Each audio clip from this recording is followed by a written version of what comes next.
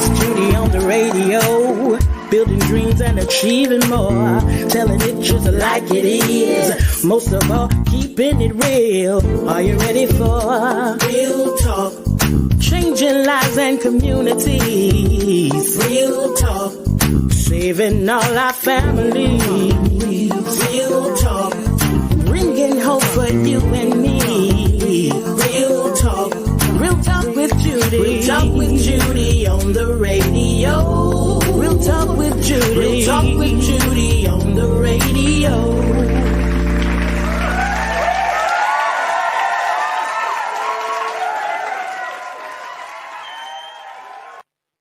Well, good morning and welcome to the Real Talk with Judy live radio show. I am Dr. Judy, your Real Talk host. And I want to thank you so very much for being with me today, Tuesday, April the 13th, right here on Hallelujah 95.3 FM. Also, thank you for joining me on Facebook Live, Instagram, YouTube at Real Talk with Judy, live radio. I want you to take a few seconds, if you would, on Facebook and Instagram and YouTube. If you would, go ahead and do some hearts. Go ahead, if you would, now and share the show. Go ahead and share it now. If you are on your radio or at your desk or wherever you are, hurry up and please contact your family and call your friend. Call them, text them, email them, let them know that Dr. Judy talking about real issues with real people, real conversation and useful information. Just keeping it real with Dr. Judy is on the air right now. Hurry and get them on. Okay. And if you have not subscribed to my YouTube channel, I invite you to subscribe today at Real Talk with Judy live radio show on YouTube. If you have not yet liked my Facebook page, I invite you to do so now. And it's at Real Talk with Judy on Facebook Live, okay? Also, hello to my mama, Dr. Irma Hunter Wesley, the reason I am who I am, and to my awesome and amazing husband, Superintendent Gerald Mandrell. He is the reason I get to do what I do. And to my amazing staff, to my amazing team, not staff, to my amazing team who helps me deliver an award-winning show to a great audience every Tuesday. Thank you so very much. And to you, the greatest audience ever, thank you for tuning in to the Real Talk with Judy live radio show. And to my UK PR director, my brother, Mr. Angus Holden in Scotland, thank you for being with us today. And to all of the business investing sponsors of the Real Talk with Judy live radio show, which are being scrolled on the screen, thank you so very much, because you are the wheel of the Real Talk with Judy show. And I personally invite those of you who have yet to become an investing partner to consider doing so, to consider becoming a partner with the Real Talk with Judy show. And you can go to my webpage at www.realtalkwithjudy.com for more information on becoming a Real Talk with Judy investor. And thank you all for tuning in again. This promised to be a great show as we get leader wisdom from one of the greatest, most phenomenal women I know on this side of heaven, And I'm going to introduce her. I greatly admire this young lady. Angus, thank you so very much, sir. And I have the distinct honor to have one of the most amazing women of Tallahassee, who is definitely a trendsetter. She has an MBA from Webster University in Jacksonville. She's the vice president for workforce development. She's a member of the Florida Workforce Development Association. She's a member of the National Association of Workforce Development Professional. She's LT Leadership Tallahassee, Class 24. She's Leadership Florida, Class 33. Board of Trustee for Florida A&M University, board member of the Greater Tallahassee Chamber of Commerce, board member of Early Learning Coalition of the Big Bend Region Finance Committee. She's a board member of the Leon County Economic Development Board member. She has done a plethora of things. She has received, yeah, I kid you not, probably over 100 rewards, both locally, in our state, nationally. She's a leader extraordinaire. She's a leader extraordinaire. She just she's going to tell you about the workforce innovation. She's going to tell you all of that. But I am so honored and so pleased. I could go on and on about her. Really, she has accomplished so much. Recognized as Tallahassee top 26 women in business, Department of Children Woman of Excellence Award, United Way of the Big Bend Advocacy Award, Distinguished Leadership Award, Pay Setup, Public Service Commission, Lifeline Leader Award, the Martin Luther King Jr. Distinguished Leader, Living the Dream Award, Bethel Empowerment Foundation, Phenomenal Woman, Making a Difference, and the list goes on and on. It is my honor and pleasure to present to some and introduce to others my distinguished guest, Miss Kimberly Moore. Hello, Dr. Judy. I'm so glad to be here with the team. Just so excited. Kim, I am so happy to have you with us today. I know that we talk every time I see you. We talk.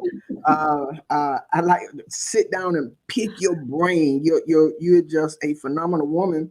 And one of the reasons why I wanted you on here, other than giving leaders wisdom today, is today you are being honored by the Real Talk with Judy live radio show for being a woman worthy of being honored.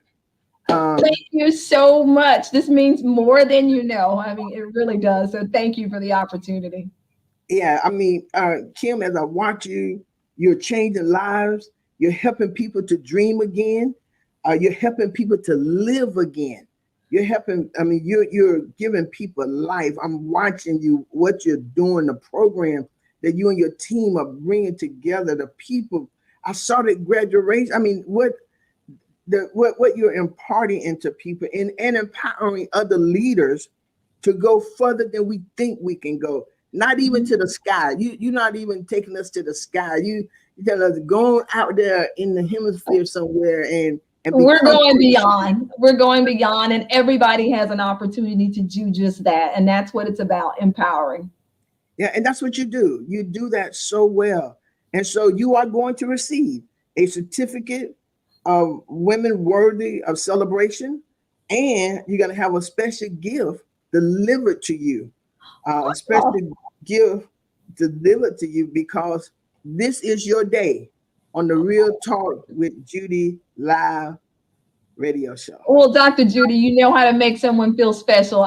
Again, you're right. Every time we talk to each other, we're talking about visioning and dreaming. You're a dreamer, you're a doer. And it's just really, really wonderful to be able to have a conversation with you today, as well as with your viewers and listeners.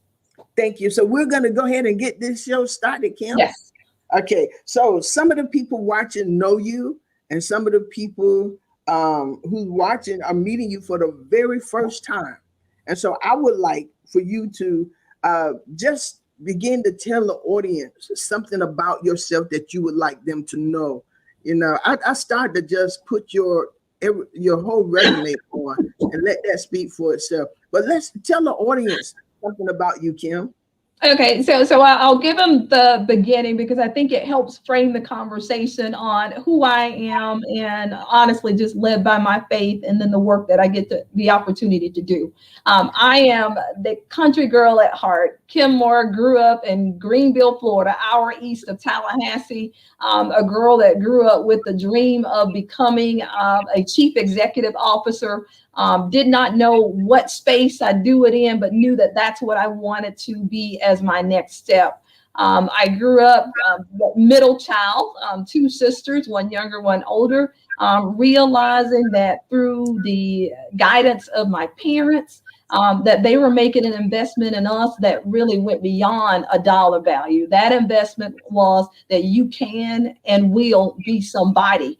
So that has defined my path of wanting to do my very best to give back and to show honor and recognition to two people that have honestly meant the world to me and what they've done for me, and painting that picture of that you can do and be anybody that you want to be. You have to work hard for it, but it will come. So, again, when I think about me and everything that's been accomplished over time, it goes back to family, goes back to being in church every Sunday. You thought you were going to overdose on it, but you realize now as we mature in our faith that was the right place. Mm-hmm. I like that. So you thought we were going to overdose on that faith, but it is indeed what we need. Yeah. And Kim, you just said something. You said that you knew what you wanted to do, mm-hmm. but you didn't know what space you were gonna do it in. Yes. How did you find that space? So again, at 14, those that know me, at 14, I knew that I wanted to be a chief executive officer. I read a lot. And the great thing that I tell people, it's not about the things that, it's not about the things that you don't have. It's the places that you can go, and reading allowed me to do that. I would say I tell people, I said, I didn't realize we were poor until, you got to an adult. You're like, oh, I didn't know that. But reading, I was rich in so many other ways that my parents afforded me that opportunity. So I did not know, honestly, and I will tell you the secret that, I've shared with other people about how it's important to feed the dreams of others, until my senior year of high school, when my English teacher, Laura Young, asked me and challenged me. And that's why we need to challenge other people. Challenge me to write down what it was that I wanted to do. I had never voiced to my parents or sisters or anyone else that I wanted to be that CEO. Not until senior year of high school, she said, write it down. And I went back up to her desk, and it said I wanted to get a government job. And she said, Kim, your grades are, much higher than that. Is that really what you want to do? And I said, I wanted to be a CEO. And she says, go put that down. License to dream. So again, critical points that we have. And so I set about, because she said I could do it, then that's what I was going to do. My second job out of college ended up being in the area of workforce development, which is what I've made my career around. But I started off as an OPS worker. We all know that's temporary worker. Right. 7 years later, I was running the organization, but it was because of the dream, the seed, the feeding of that by way of Miss Young that encouraged me and pushed me on, outside of, of course, my parents as well. And Kim, you mentioned something, and you said feed the dream, the other, challenge other people, and you mm-hmm. do that so well. I mean, I would have to agree with Ms. Grissom. She said that you're a class act and a quality example for young and older women, and you're a class act, and you have such confidence in what you do and your belief in what people can do. So have you built that from 14? Well, it sounds like number one, it sounds like you had some real good parents. Indeed. I always tell people we understood working hard. Again, growing up with sisters, my daddy assigned one side of the yard for me and one side for my sister, and with our lawnmowers. So I tell people, though I was CEO, I understand the hard work part of it too. With that said, though, I understood what it meant to me for somebody to believe in me, even though they had not yet seen it. They believed that there was something in me that was powerful enough that it could live out this dream, and that they were helping me to do that. I now take that on for myself to invest in other people. There is power in the voice. There is power in the message. There is power in hope. And one has to, sometimes you can be beaten down. And so people think, one door closed, that they can't get back up. But there is hope. And I think we all owe it to each other to be that, for inspiration, for guidance, for just encouragement. You can do it. The past is behind you. Future is much brighter. Let's do it together. Yeah. Again, to all of the audience that's listening by way of radio and those of you on Facebook and YouTube, thank you so very much for joining me with my special guest, Kimberly Moore, who is the Vice President of Workforce and Corporation. And she's given us leaders' wisdom, a leader wisdom to leaders, a leader's wisdom to leaders. And y'all take down these nuggets already. I'm here writing, taking nuggets because she is absolutely fantastic. Kim, you mentioned CEO. And for what made you want to be a CEO? What did you read up on it? I read it, but and here's the thing, I always saw, and this is so funny when we think about gender, but I always saw people being in the boardroom. This is TV and reading about it. They're in the boardroom, they're making decisions. Tough times, this person has to go in, save the day, make the decision. You got to call it. It's a hard job, it's stressful, but they're making decisions and they're making lives better. I wanted to do that. I wanted to be prepared for that moment that when it was all down to the bottom line, a decision had to be made. And that's literally, that's my 1.0. I'm living out my 2.0 now, because again, when I think about the 1.0, going in as a temporary worker and then ultimately becoming Florida's youngest CEO to lead the workforce system still in Florida, I lived out my 1.0. I owe it to my parents, I owe it to my faith, and I owe it to Laura Young, who said, yes, you can and you will. Doesn't matter that you haven't done it. Doesn't matter that there's not anyone in your family that's done that particular job. You work hard, you stay focused, you will do it. So it's it's about the impossibilities, making them possible. That is real talk, y'all. Doesn't matter if anyone has done it in your family or not. If you got a vision, you work hard, you can do it. The youngest entrepreneur in the state of Florida. So she lived out the 1.0. Now she's doing the 2.0. Kim, what is something that you wish someone had told you during your career journey? I think the thing that I probably wish that someone would have told me is just the value that comes in giving back to others. I knew what I wanted to do for myself. I wanted to be a CEO. That was all me. What I didn't understand and certainly appreciate now, there is much more satisfaction to be gained from helping and empowering others and living and seeing them live out their dreams. That's great that we have an example through our own lives, but it is so much more rewarding for me to see other people succeed and to know that were it not, that planting that little nugget, that how powerful that is. So that's where I am now in my own evolution. The ability, the love that you can have with seeing someone else experience greatness. It doesn't have to be you under the spotlight.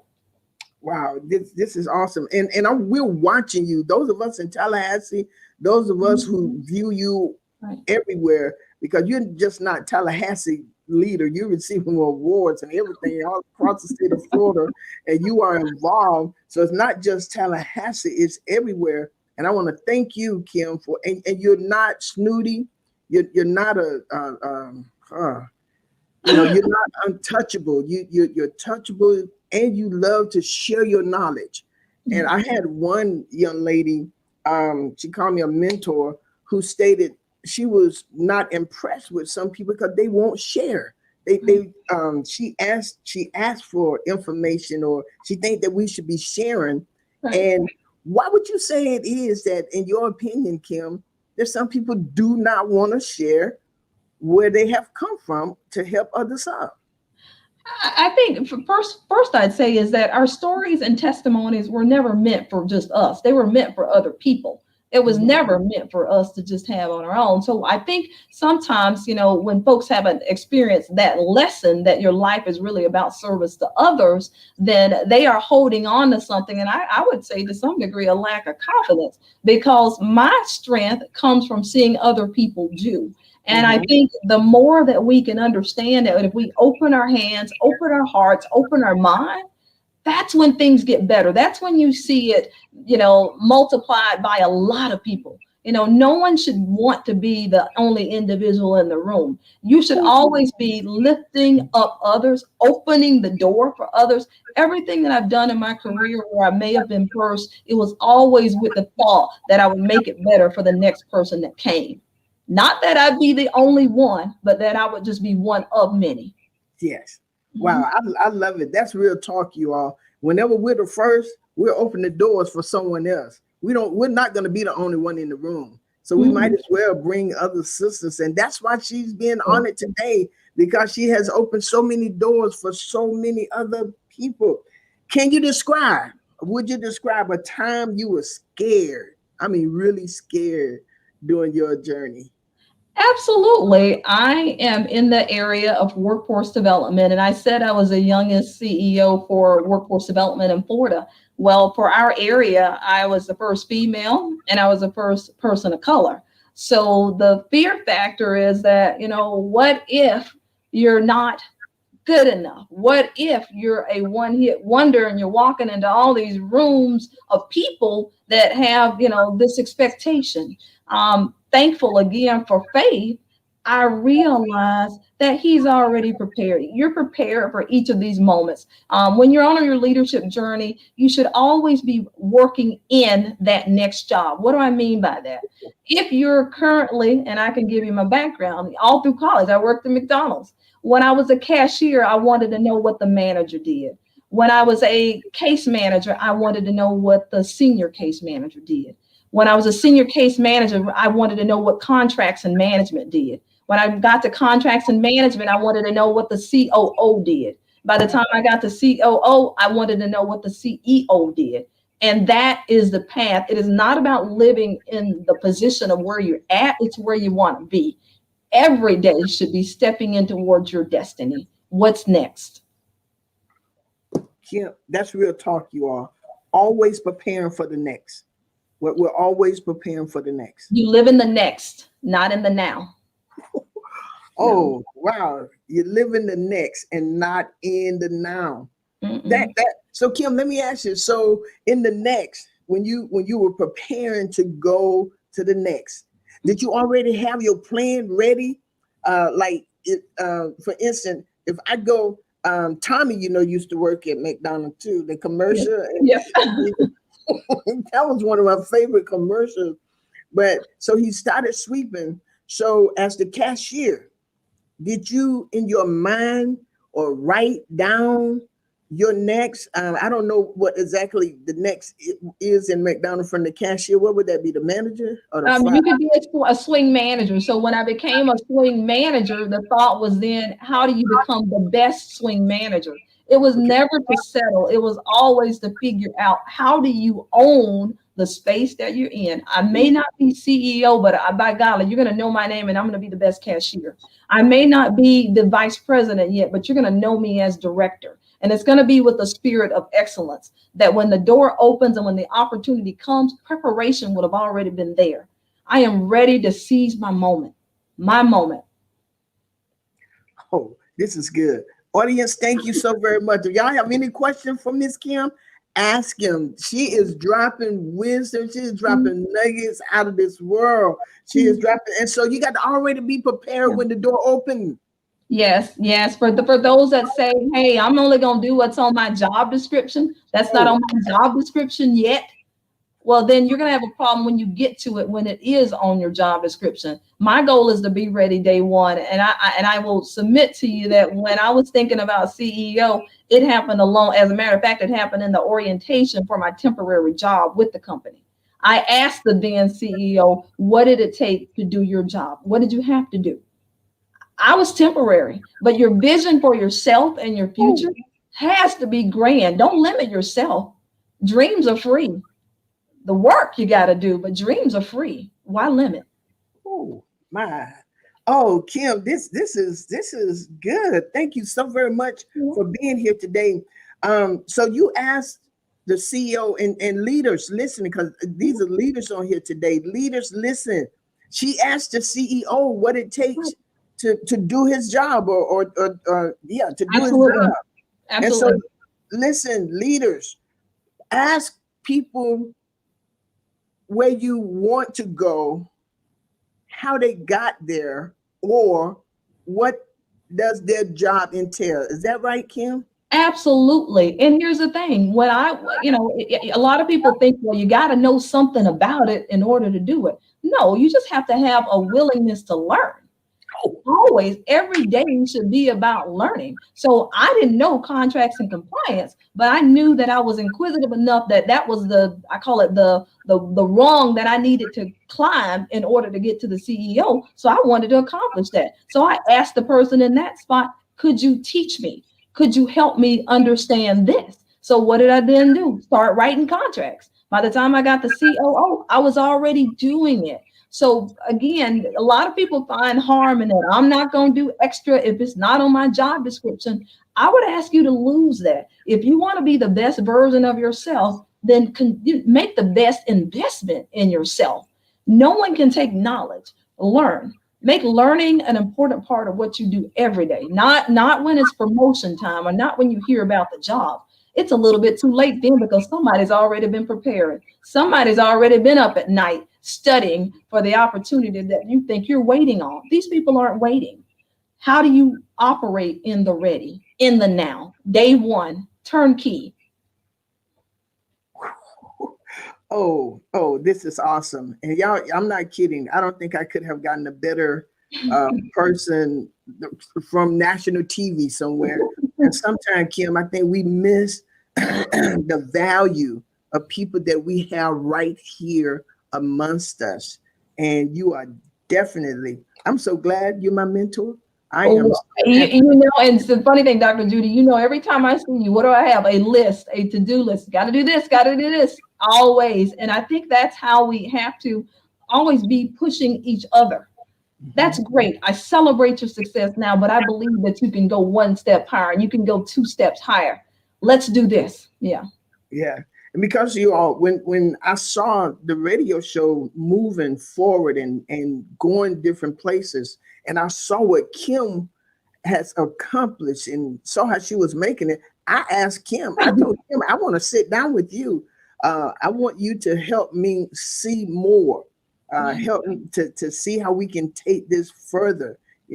That's what I do with Dot D. I sit down, I want to pick his brain because his brain is so rich with everything. So I like to sit down and find out where can we go? Where can I go? What do you see in my show? Absolutely. What do you see? And here's the other thing. A lot of people might look at it, well, maybe that I'll come across as weak. Like, no, you're the smartest person in the room to realize that there's always opportunity and space that you have an opportunity to cover. Why not? So no, I love that about you. You're always learning to, always willing to ask. Yeah. And another thing, Kim, I told them, don't come on my show looking any kind of way and doing it. Prepare like you going. If Oprah was to ask you to come, or Tyler Perry, you will block everything off you. That's how you have to do my show. Absolutely. Absolutely. Have a standard of excellence and operate with that. I tell people, don't lower your standard, rise to the occasion. I'll give an example to our listeners and viewers right now. I remember when I was thinking about the CEO job, and when I looked at the job description, because again, I'm encouraging everybody to look at the job description for the job that you want, not the one that you're in, the one that you want to get to next. Where are the gaps? Where the gap was, I needed an advanced degree. I told the board of directors, don't lower your standard, keep your standard. Let me rise to the occasion. We should be about rising, not getting somebody to lower their standard because it's me. Rise. If you do that, you can continue to go forward. I know sometimes you have to be firm, Kim. Yes. I know you do. Yes. Tell me how you handle what do I want to call them? Lazy workers or people who may not dream. I know that you said her name is Lori Young. Yes, Lori Young. Mm-hmm. Okay. You said that she knew you were going somewhere, but she didn't yet see it, but she knew it. And so she kept encouraging you. How do you handle those people who you see it in them? You know that they should go better, go harder. How do you handle that? And I know they call you mean because they call me mean. They got to call you mean but how do you handle that, Kim? Well, I always tell people I'm investing in your long term, not your short term. Your short term is in front of me now. Your long term is your future. Your future is beyond me. So I'm prepared to do that kind of investment. So if you're prepared to do that with me, I tell people I match motivation. You're motivated, I'm motivated. And if you believe in you, I believe in you. When I onboard somebody, I ask them, what is it that you aspire to do? I don't care if it's they say that they want to do my job. Then my goal becomes, how do I help you to get there? How do I help you to get there? And I tell them it's not an easy path. It requires consistency. It requires dedication. And it certainly requires focus. If you're prepared to do those things, then we can do this. If not, I will, everybody knows reputation precedes me. I operate with the velvet hammer. Velvet hammer. It's going to be nice, and I'm probably going to be saying it professionally, but you're going to know that then this may not be the opportunity for you right now. Not to say that the door is closed permanently, but it may not be the one for you right now. Mm-hmm. I like that. The velvet hammer. Velvet hammer. Yeah. We're still closing it out, but by golly, I'm going to do it in a soft way for you because I'm not, trying to move people at a point where you kill spirits and dreams. Don't want to do that. But folks should be encouraged that just because you have made it to a point doesn't mean that you settle and that you don't operate with a level of energy to make other things happen. You got to continuously. I tell people, I feel like I'm interviewing every day. I'm in my job. But if I operate with the spirit of I'm being interviewed every day, each day I'm working harder and harder, not less and less because, hey, they know who I am. I don't operate like that. I operate every day is like day one. What is there to prove? What do I need to do different? How do I elevate my game? Wow, I'm sitting here. I mean, I know you are powerful. This is phenomenal, Kim. Thank you so very much. You just said something. Don't too many leaders say. Don't too many people say. You say even because once somebody say, I want your job, or not this, but I want, you just said you're gonna help them become the best, even to do your job, which means there's other jobs just like your job. But how do, as leaders, the leaders listening here, how do we really not just say that, but really help people without feeling insecure, intimidated, or whatever, to help people even if they want the job that we're doing? Well, the thought is that just like someone gave me an opportunity, that then CEO that I asked as a temporary worker was the same one that opened the door for me, that said, this is your spot, you're transitioning, I've groomed you. There was an openness about it. There wasn't a closed door to learning that made him, here's a great thing. When you do that, you end up with a greater team member, somebody who's willing to go the extra mile for you because why? You said you were making the investment in them first. So it's never an issue of that, hey, I'm going to feel minimized or hey, I'm going to feel less. Actually, it makes me a better leader because I bring on strong people who are ready day one. Because here's the thing, the likelihood of anybody being in their job 30 years is slim. That's what I say for my own career, that there'll be a 3.0. I would want nothing else than folks that I've worked with that are as passionate and care about service to this community than them to end up in my role. That to me is where you see the benefit of your work, when you've helped someone else to get to that next step. It's not my final game, and I don't want to be their final game. We're always talking about what's next. This is phenomenal. This is you might have to get more than a certificate. Get a trophy. Yes, all of this is so phenomenal. What are leadership qualities that you are continuing to work on? I think the leadership quality that I'm continuing to work on, I think I've always operated with a level of focus and attention to detail, but there's something to be said about balancing that. I don't think that there's enough leaders that, you work so hard that you sometimes get lost in the work. And that's an area that I would say to myself that there are so many good things to do. in your community, for your community, with your community. But there has to be a stepping back moment that you kind of do the self-help and kind of focus on, getting your own energy kind of at the place that it needs to be. So I would say that's the area that I'm working on, because again, I've always been passionate about my work, and you just need to know that there are opportunities that you need to take that breath. Mm-hmm. Yeah, I love. Someone had asked a question earlier, and I overlooked it. They asked, how do one own their space? How do you own that space?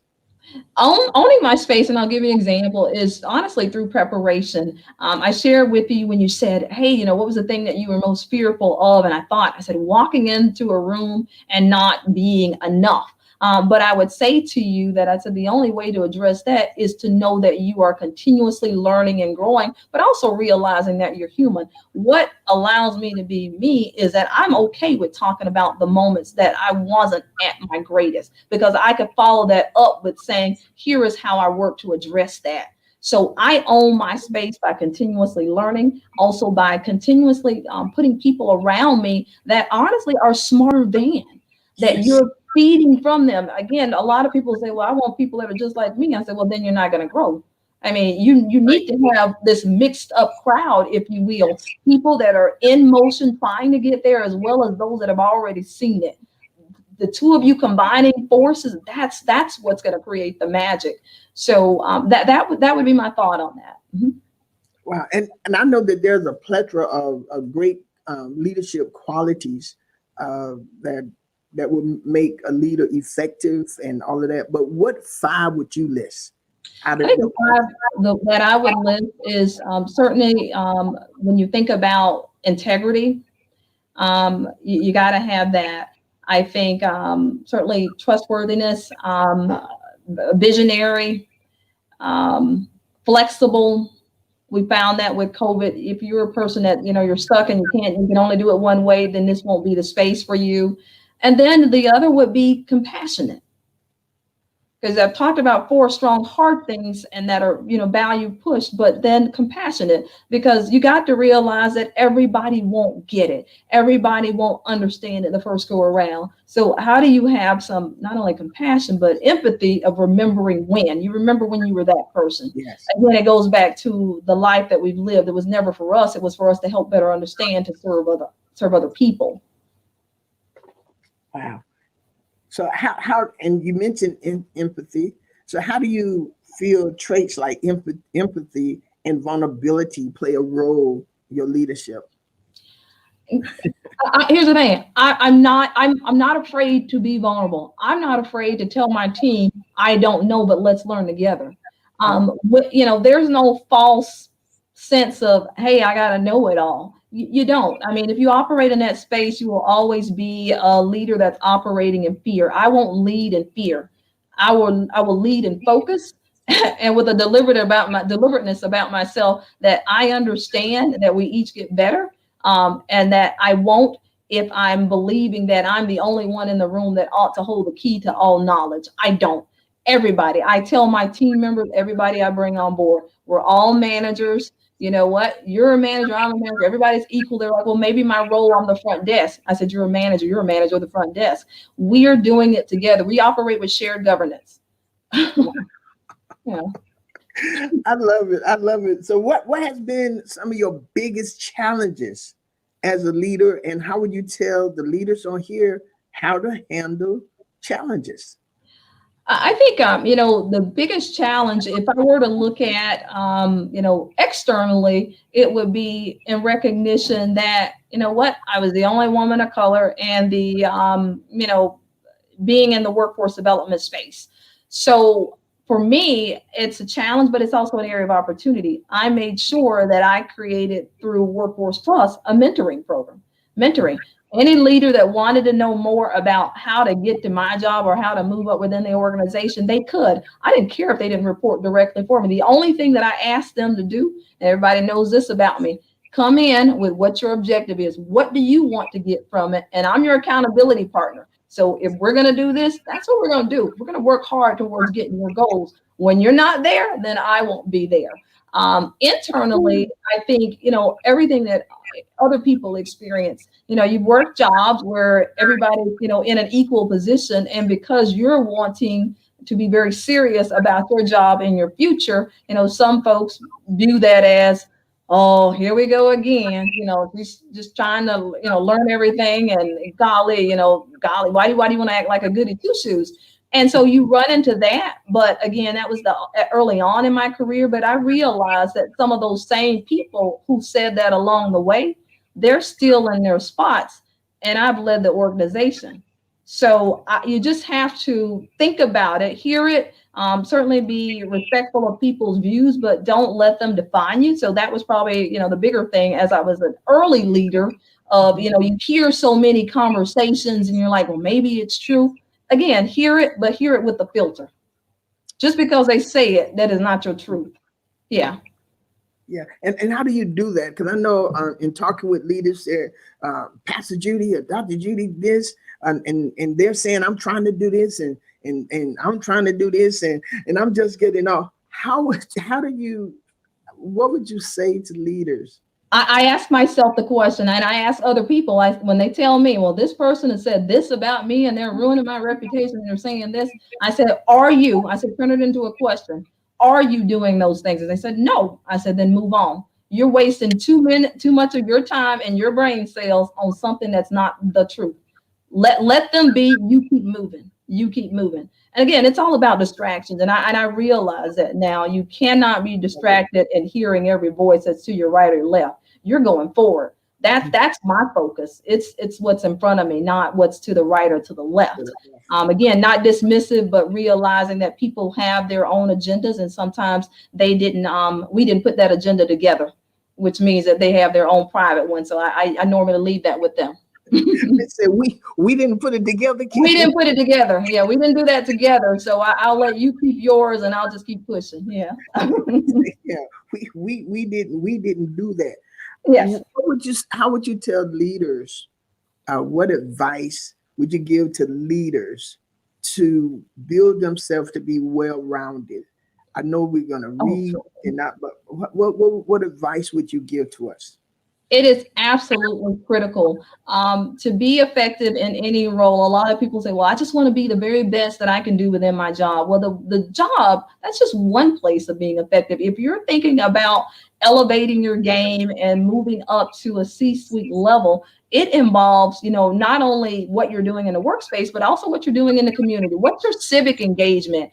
How many different areas have they seen you operate in? What boards have you served on? Did you serve in officer roles, or were you just a member? I mean, all of that matters, because here's the thing, that when you are applying for a job and the job requires, maybe leadership experience, and maybe you've been working in the same position at your job and you say, oh, I don't have that. I would submit to you that your board experience where you've served as an officer demonstrates leadership as well. So just because you can't maybe perhaps get it on your job, you can get it in other places. So don't get lost in the fact that, hey, I'll never meet this job description, because there are other ways to get the experience, and don't miss out on that. Each year in December was what I do. I assess kind of what I've done for the year over the course of that year, and then what do I want to do in the new year. I look at what's missing, that if I had to be, brought forward from anybody, that, what I come across as this well-rounded individual that's involved civically as well as professionally with the workforce piece, what would that look like? For me, when I look at my own resume, I see workforce development. That's been a constant. She does that consistently. But I also see she's been involved with United Way on the human service side of it. I see that she's been involved in economic development, because she's looking at workforce development for our community and for attracting other businesses. When I look at Big Ben Hospice, that she also has the compassionate side of her, and what she realizes that end of life and how even that ought to be beautiful. So I want the work that I've done to be able to tell the story, even though everybody knows I've been in workforce development for forever. But if you put everything together, you get the rainbow, you get the picture, you get the portfolio. That is awesome. Yeah. Yeah. And so I was to say to the leaders on here, if you're not involved in your community, look on there, look and see who's looking for board Correct. members. But make Correct. sure you're gonna serve. Make sure you're gonna serve. And then when you get appointed to the board, look for opportunities to become one of the leaders. Correct. Correct. I tell people, if you're doing it for a resume, to add to your resume, then you're in it for the wrong reason. Everything that I have on there is because I was passionate and it meant something to me. It meant something to me, and it ought to mean something to you, because that's when you're going to be the best board member. Kim Val said you need to run for governor. I tell people again, looking for it would never be off my list of service to our community and service to Florida. I believe that when you're given an opportunity and a forum, it matters how you not only communicate and convey what the work is, but how you do the work. And so I've always been passionate about that. So my mom would not, if she's listening, she would not want me to say that, because she wants me to steer clear. But I will tell you all that it's not off my radar. Oh, well, and I tell you what, if you run for governor, I'm going to work with your campaign. I believe it. And again, it goes back to the conversation of that you're running before you run. You're working before you work. Again, all that is saying you're making yourself and being prepared for the opportunity. Perhaps it may never be governor. Perhaps it may be commissioner. It could be a number of different things, right. But you are readying yourself. You're not limiting. You're not waiting to the last minute that people will be able to see, well, heck, she's been serving all her life. It's not a one-hit wonder. Mm-hmm. Yeah, I love it. And I know we've been talking about workforce development, and you're the vice president. Will you tell the people, y'all, this is amazing. I mean, the opportunities. We have the first, I'll let Kim tell it. We have the first, there's no other program like this program she's about. Go ahead, Kim. I'll let you tell it. I love the work that we're in when you think about second chances and creating opportunities for others. When people say that you got a period and you realize that, hey, I got commas, and that's what education does, creates commas. It's the what's next. It's the what's next. So we're operating without periods, with commas, working with individuals who are looking to be productive citizens in our community. We're currently operating in 5 prisons, 1 work release site, providing vocational and workforce training. Why? Because we want them to be ready day one. The program that Dr. Judy is talking about is the first in the state of Florida. Where we are working with inmates, transitioning offenders that are in work release. They're on our campus, participating in the commercial vehicle driving program. They have graduated with a career. They got their CDL driver's license. These folks will be able to work while they're completing their sentences. Now, when you think about, again, second chances and saying that there's opportunity, there's nothing better that sells that than the fact that they are ready to go to work right now. While they're in their moment that they thought might be their end, it actually becomes their beginning. It becomes their beginning. Mm-hmm. Wow. I saw those. I was like, wow, this is awesome. Yeah. And then the first of its kind in the state of Florida. Kim, I know you love people, and I know you, the second chances, and really, and I stated earlier that you help people dream. You give people another hope at life. Mm-hmm. You really do. And you got so many people on here said they're going to work in your campaign, Kim. Oh, that's wonderful. I appreciate every one of them, because it's about service to others. So you can't do it by yourself, but you can do it with everybody's help. Yeah. Yeah. So how can leaders put their focus on getting people mind up to par to even try to try to come back to make that living, to see themselves even doing a second chance at life? Well, first you got to treat them like they're human. You got to That's the first step. And it's also to recognize that we've all had some setbacks. That's okay. That, we're here to brush you off, but we're doing it together. All of that matters when people, and it, whether you're a child or whether you're an adult, if you believe that someone's in your corner, you're going to fight harder than you would have if you thought you were alone. The message is that you're not alone. You're not alone. And you know what? You might not know the steps, but what's great about education is that you get to lay out the steps with the person. Here's the step. You're going to be okay. And even when you go to this next step, we're still here. This is what it's going to look like. People, I firmly believe that most people do want to do their very best. Mm-hmm. Oftentimes, folks just don't know what to do, how to do it. And because, and I won't say race specific, but absolutely, there's studies that show that oftentimes, whether it's voting or whether we're talking about the pandemic with the vaccine, there is something to be said about awareness of information. We don't always have all the information that we need to have. So it helps that, the person is getting the resources, that they know what they need to do, how to apply, how to get into the program. All of those things are important for making sure that whether it's transitioning offenders or whether it's someone that's coming through my adult education GED program, that this is not your end. We actually have a very high success rate for those that earn their GEDs that go on to pursue their degrees. That they're not thinking about what used to be the barrier of I don't have a high school diploma. Now they're thinking degrees because they were exposed. And I believe that if we do that just in general, people will be their very best of who they can become. And we're all striving for that. But again, we all don't know all the steps to get there. And I think, your show does that, and just a host of other groups that are trying to make sure that we educate, that we inform, and that when we educate and inform, that we're asking for a call to action, that people are going to act. But sometimes you got to be the impetus and be the first part of making sure that people know what that is to act on. And that, I believe, is where leaders can play an important role of just being that voice that says, here's how you do it. Don't just assume. We pass people along the roadway and whatever else, and there's a sign and we just assume, person might be lazy. That's not the case. You don't know that story. So don't assume. Don't assume that the person who, is incarcerated, doesn't have a desire to take care of their family.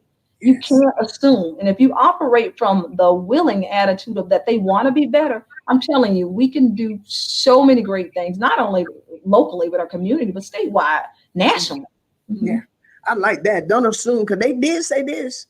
That when you assume, it make a... Or remember when they did this. We're a great memory bank until it's us. So you just gotta. Yeah. You're right. Yeah, you're right. We're a great memory bank until it's us. My brother Chico, thank you so very much. My brother is my mentor for the show. He's one that I don't know if you know. He was up here. Chico the Virgo. He was up here in 1970, the early 70s. On the radio, Chico the Virgo with team with the afro, leg kind of bow. But that's my brother. He's awesome, and he's taught me so much as communicating and doing shows and different things. So Chico, thank you. Apostle Janet Clary said one of the greatest the words for this year is treat them like they're human. That's the statement for 2021. And that's what we have to do with all. That's what we have to do with all people. So we're coming to the end. I wish we could go on and on. I am gonna do a women's symposium on leadership. That means you'll just have to invite me back, Dr. Judy, and I look forward to it. I love it. But Kim, before we leave, I just want you to take a moment to do a mentor leadership session with the leaders on here. I just want you to talk to us, give us some nugget, give us some wisdom, and give us some action steps.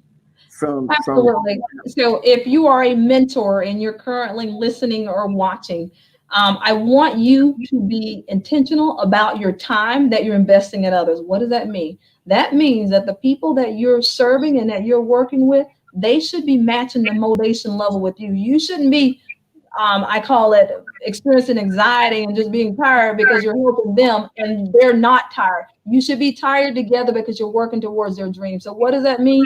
Be accountable. Make sure that you operate as an accountability partner for them.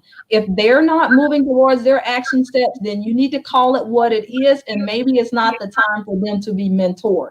A lot of folks fall into, I got 5 mentors. And if they're in the same place, you need to question yourself too. It's been a year. You haven't seen the progress. Make sure that, you're making sure that it's a beneficial relationship for both parties. So don't do it just for the sake of mentoring. Accountability ought to be involved in it. If you are an aspiring leader, then please look for opportunities to lead. You can lead where you are, start day one. If you know that there's an opportunity that you're looking for, then what about then making sure that you have the skills needed to go into that opportunity? If there is someone that you are absolutely inspired by, reach out to them. Don't, I will tell you, there are so many people that I interact with that I've never met before, but they reach out. They're asking for help or whatever the case may be about mentoring or just to have a conversation. I do it. So please don't let that be a barrier for you, whether it's me or whether it's anyone else in the community. Reach out. And the last thing that I probably offer as an action item for everybody, call, whether you're on the call again or whether you're viewing it, is to invest in someone else. We've talked about leaders and we've talked about leadership, and one would assume that I'm talking about each of you, but I'm actually talking about you doing that to someone else, investing in someone else. Be intentional about that. Find someone that you believe that, go ahead and plant that seed. You will never know the power of that unless you do it. So do that. Invest in someone else. And I believe, and I'm claiming it for all of us, that we will be far more richer as a human and as a human race when we do that. So Dr. Judy, thank you so much for the opportunity to just share with the listeners. And I'm just excited for the work that you're doing. And I just pray blessings over it throughout. Thank you so very much, Ms. Kimberly Moore, the Vice President of Workforce Development here in Tallahassee. She is absolutely phenomenal. You all, let's take what we have heard here today. Matter of fact, if you all will, please share this on your page. Please share this on your page. You have people that are not on my page, but if you would share this is information. These are nuggets. These are wisdom practices. These are action plans that we can take to become better leaders, become a better self. If you don't like to read, read. Mm-hmm. Read. If you want to go to the next place, you're not living now. You're living in the next. You're living in the next. Kim, thank you so very much for your time. And it has been a pleasure having you on the Real Talk with Judy show live. And you would definitely come back. You would definitely be one of those on the panel. We have so many phenomenal women on this audience, so many men on here. I want to thank all of you, the radio, Facebook, YouTube. Thank you all so very much for tuning in. And remember, if you have not liked the Real Talk with Judy page, go ahead and do so. If you have not become a subscriber to the YouTube channel of the Real Talk with Judy, just go ahead and do that, okay? Don't forget to subscribe now.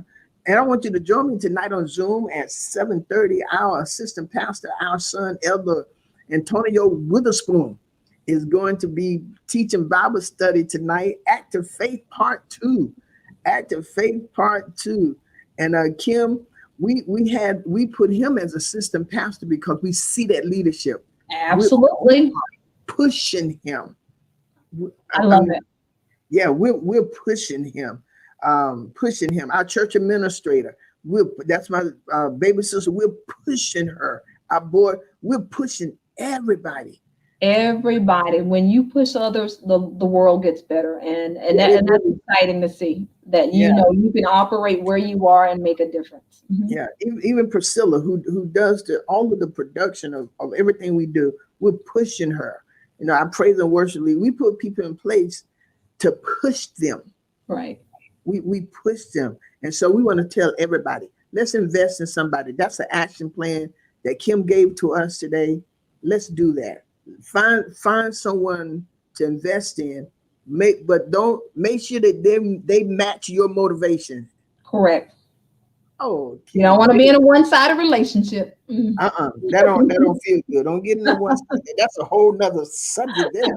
And so, want to ask you. And Sunday morning, my husband, my pastor, have asked me to speak Sunday morning, and I'm going to talk about undeniable faith. Undeniable faith is what we're going to talk about Sunday morning. So this has been a great show, Kim. It has been a pleasure talking with you. The audience has been blessed. They are. My phone is blowing up. People texting, and she'll be back. She'll be back. And so we want to help you all be the best that you can be. So this is the Real Talk with Judy show, live. Ursula, thank you so very much. There's so many people on here. I want to say thank you. Great show. Great show. Just awesome. Thank you all. Share this on your Facebook page.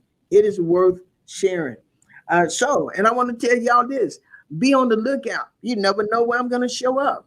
Because I am Real Talk with Judy on the move. And I may show up with my camera and everything at any time and do an interview with you. Because I am Dr. Judy, your Real Talk host on Real Talk with Judy live. Thank you, Cindy. That's my sister from Scotland. My sister's from Fort Lauderdale on here, and my baby sister's in Orlando or Tampa somewhere exploring the state. And to everybody that's on here, I want to say thank you. This is the Real Talk with Judy show, and I look forward to seeing you again next Tuesday at 11:30 on this same station. Hallelujah. 93.5. All right, y'all have a great one. Real talk with Judy. Real talk with Judy on the radio. Real talk with Judy. Real talk with Judy.